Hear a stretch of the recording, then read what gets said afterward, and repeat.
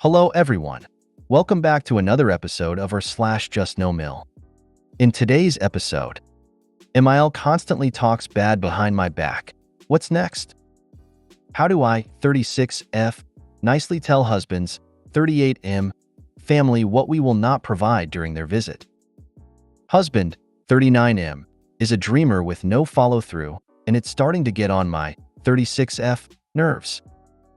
MIL keeps coming into our bedroom at night to ask if she can take the baby.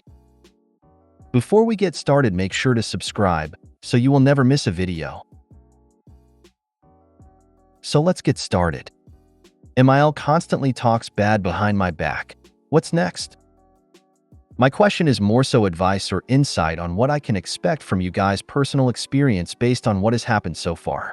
I'm 36, my husband is 38, and we are newly pregnant with no children. She's 63 and married still to his father. So, my MIL is actually very nice to me in person. We don't talk often, but when we do, it's usually very pleasant, and she's pretty supportive. I've only been married 1 year. She and I have had a few run-ins before marriage, and my husband had to put her in her place, mostly concerning her being overbearing and not respecting boundaries. Now that we are married, we've have not one issue. Or so I thought. It always gets back to me that MIL is speaking negatively about me behind my back. She gets upset about the gifts my husband gets me, especially if they're expensive. And she speaks about how I want a certain lifestyle, and her son just wants a simple life. Every time I hear this, it's like a gut punch because, again, she's been very nice to my face. Just from those who've experienced similar, what was the outcome in your years of marriage? What could I be up against? For those wondering what happened before marriage, I'll share a few stories that really rubbed me the wrong way. We needed my husband's social to apply for the marriage license. He couldn't find it and said, "You know what? I think my mom may have it. Call her and see." I called to inquire about it, and she initially pretended not to have it and gave me a third degree about why I needed it, what I was doing with it, and then asked me how long it takes for him to apply for a new one and to just do that, all while not admitting to having it. Eventually, I pulled out of her that she had it, just wanted to remain in control of it, and I told her we'd be coming to pick it up. I told my husband, and he called her and told her, "Mom, she's about to be my wife. If she asks you for something pertaining to me, no need to ask her a million questions, just hand it over." She made a big fuss and said she wasn't going to come to the wedding. She also tried to convince him to get me a less expensive ring than he was purchasing, saying that if I love him, I'll accept anything. She also asked him as we were moving to a new city if he was doing it for me or if it was the right decision for him. She's also asked him right before engagement, "Don't you think she's too expensive?" All advice welcome, T.I. I think you have more and so problem TBH. 1. Why did he tell you to call his mom about his SIN number? He should call and get it. 2. Why is he telling her how much your ring cost? Why was she even involved in the process? At the end of the day, you can only control what you do. Moving forward, I tell hubby he's responsible for all communications with his mom, and you'll be responsible for yours. It keeps you a step removed, and she can't twist anything around on you. Don't you think she's too expensive?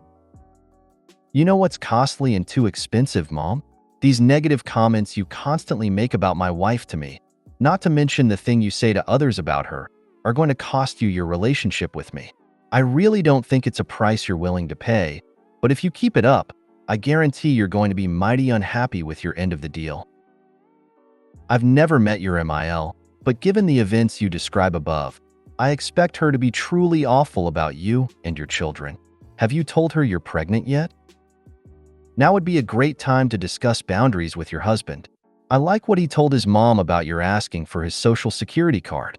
I am hoping he's inclined to do more of that. Back you up when his mom is mean? No, we are only 4 weeks and our first baby was stillborn due to some complications during pregnancy. So we are waiting until about 6 months to tell people.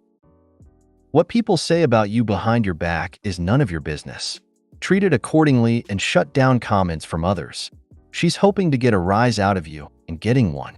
Your DH should be asking questions about his social/all other things. It's not on you. That's his deal. You have a DH problem. The things MIL do to their DIL, as if we married their sons for their money. I have similar experiences of my own, and how she would put me down all the time in front of my husband. Even though he told her to shut up and stop, she ignored me and him for several months. Not too long ago she did it again. I know she doesn't like me. She constantly likes to talk her shit and believes she's right 100% of the time. It's impossible to make her understand anything. As much shit as she talks, I just reverse that shit back to her. They feel that their sons are their property for as long as she's alive.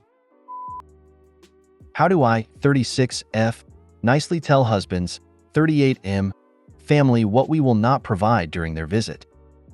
My husband's family, 6 people, 3 adults and 3 children, asked us to stay with us for a softball tournament they need to come to our city for. So this was not a situation where we invited them to stay with us, but we agreed to them staying. We just purchased our home in July and ATM, it's pretty bare bones. We have living room furniture, but no dining table, and we have our bedroom set. There's really no place for that many people to sleep other than several air mattresses and empty rooms. We made them aware of this, and they still would like to stay. We are on a tight budget due to this economy, and there are certain things I don't plan to provide because it's just not in the budget at this time. I would like to outline in a nice text what we don't have that they will need to provide themselves. But let me first let you know what I will provide. 1 home-cooked dinner meal, 1 morning of donuts, juice, and coffee. They are also free to have coffee throughout their stay. They are staying 2 to 3 nights depending on how the tournament goes. What they need to provide themselves, any other food, but I find this self-explanatory, so I won't mention that. Pillows, bathroom essentials, any juice or child beverages, any sodas for adults, snacks, bottled water if they prefer it, sheets. We don't have extra at this time. Blankets. I don't want to seem rude, and I'm not trying to be, but I've been known to be so direct it seems rude. So can you guys help me out? Or say I'm happy to host you, but we are bare bones at the moment, and for your comfort, I would suggest being prepared with XYZ, and we look forward to the next visit in the future when we can host you more comfortably. This is awesome. Your husband needs to tell them. Oh yes, so he's forgetful, so my plan was to draft and have him send. I should have said that. He will undoubtedly leave things out that may be important to them. I also know they will know it's from me either way, but it needs to be said. I would say, we haven't really had a chance to settle in yet. I'd like to cook everyone dinner on X night, and we have coffee, but please stop for groceries for any other food items you may need. Also, we don't have bedding/towels/bathroom essentials yet either. I've definitely stayed at friends' homes that we bring an air mattress and pillows/blankets, so it's really not a big deal. Honestly, wouldn't even mention the donuts. The meal thing will get awkward unless you and your husband plan to eat all your meals outside the house while your guests are staying with you. You cannot really eat right in front of them while they sit there hungry and stare at you, so keep that in mind.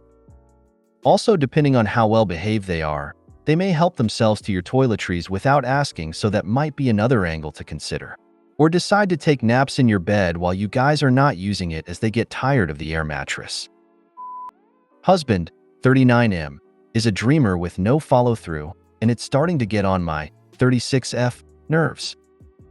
My husband is a dreamer with little to no action. It was great when dating, but now it's starting to get on my nerves. I'll start by saying his dreams do not impact us financially. He holds a stable long-term job with a great income, so I'm wondering if I'm being nitpicky by even having this gripe. Literally every month or so, my husband has a plan for us to make more money or make us millionaires within the next 5 to 10 years. They range from very small, like picking up a part-time job for a few months to pay off debt faster and save more, never actually applies to any part-time jobs, to starting a business that will generate a lot of income, never does any real research besides social media, and never puts an actual plan to paper, let alone get started. There's always an idea, there's never any follow-through. It has caused some friction in the past because when he's offered to pick up a second job, temporarily, it was to help do something in the household faster. In the beginning, when I actually believed him, I would bank on said extra money and plan out how we would use it. Extra funds for our wedding, saving up for our home faster, paying out student loans for him faster, contributing more to our retirement funds. Alas, The funds don't come because there's never any additional money from a part-time job. Initially, I was very supportive trying to see what I could do to help out, but now I just ignore him. It drives me freaking insane that he has not learned that he himself will not do anything he's planning and that he has absolutely no follow-through. Like, how are you this old and this unself-aware? You haven't followed through on absolutely anything you've talked about since we began dating in 2020. I'm one of the lucky ones because I've read similar posts with men who don't keep jobs and the woman has to fully support the household. Or the dreams are taking money from the household. Thankfully, that's not our case, but it is still extremely aggravating. I want him to focus on his job and move up there. He's good at it and well-liked. He has great potential. Everyone is not meant to be the next Jeff Bezos or Bill Gates. How do I work through this very specific personality quirk that he has? I absolutely hate it, and it makes me doubt everything he says. He is a dreamer. Listen, agree, but never depend on his plans. You say he is interested in hearing your thoughts. Well, these are his thoughts. Show some interest, but remember there will be no follow-through. Apparently, this is just part of his personality. I don't think counseling would help this. Stifling his imagination might actually be harmful. Maybe if you went to counseling for skills to adapt to this? This is a good take, actually, and I had this thought while writing this. Maybe I can seek help to adjust my thinking instead of demanding a follow-through or no dream talk. Honestly, this would piss me off too, but that's because my ADHD actually helps me follow through on my harebrained schemes, haha. I'm ambitious, so if I think it, I'm going to try to do it. Not everyone is like that, and it's okay if that's a deal breaker for you. You know that question that went viral that was like you should ask your partner, do you want to vent or do you want to problem solve? Same principle here. One thing I've learned to do is ask people, are we dreaming or are we planning? It forces them to be clear, and me to not have unrealistic expectations of them. Your frustration is valid, and you're allowed to tell him so, especially because it affects your feelings of financial security. Never fall for potential. I lived with potential for 10 years, and it got me nowhere. You can't get anywhere when one partner is full of dreams while the other is working hard. MIL keeps coming into our bedroom at night to ask if she can take the baby. I want reasonable people to tell me if I'm annoyed because I'm just hormonal, or if this would annoy others as well. I don't want to overlook that she could be trying to be helpful and not overbearing, but I am so annoyed by this. She's here for 4 weeks to help us transition with our newborn. When the baby cries at night, she will knock, then come into our room and ask if we want her to take the baby. My answer for the past week daily has been no. Babies cry. I'm her mother, and she needs me, not anyone else right now. I believe this is bothering her because she's asked my husband, I don't feel like I'm helping. Why did you all want me to come? SN. She is helping, lots. She's cooking, cleaning, holding the baby when I need to shower or use the bathroom and running errands. The only thing I haven't wanted her to do is take my baby overnight. She's tried to convince me by saying I could put a camera in her room. I do not care. My baby is staying with me every second of every night. I feel as if she's overstepping, but I could just have a lot of postpartum emotions happening. What do you all think?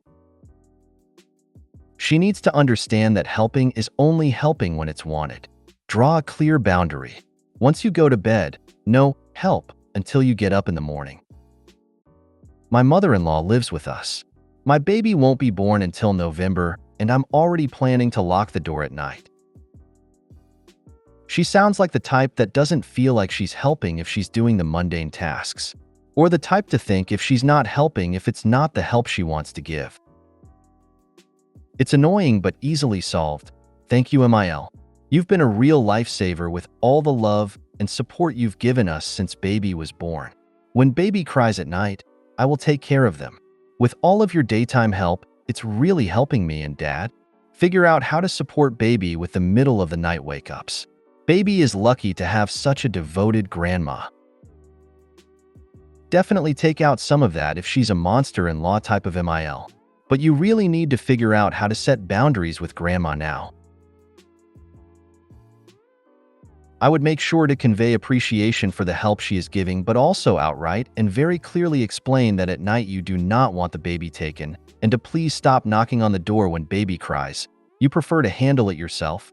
If your husband can explain it, then it's probably best he's the one to.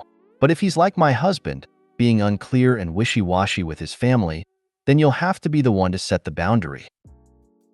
If you made it to the end of the video, thanks for watching. Don't forget to like, subscribe and share, and we will see you in the next video.